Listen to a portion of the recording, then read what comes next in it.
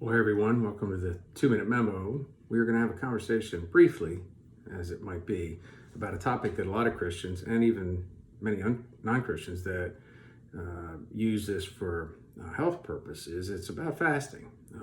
But in God's kingdom, God has a different purpose for fasting. So the question is this: why should I fast at all?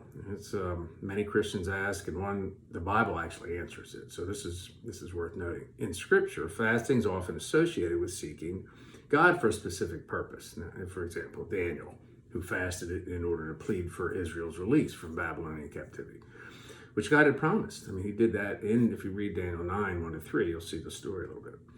Nehemiah fasted for a similar reason when he heard of the desperate state of the Jews who had returned to the land after captivity. And you can see that in Nehemiah 1:4.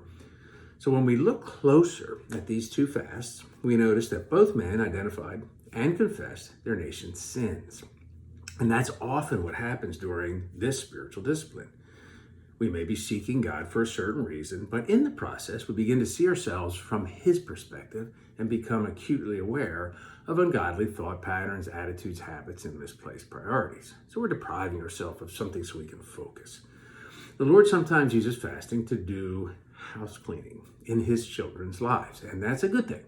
Sin can hinder our prayers, stunt our spiritual growth, and keep us from a deeper understanding of scriptural truths. Now, as we eliminate distractions during our fast, God is able to show us what needs to be cleaned up so we can become more like Christ. But He also shows us answers to deep questions and thoughts and concerns, and just develops a much more intimate relationship with us through it. So there's multiple reasons worth considering for you, and read more about it. Investigate it on your own.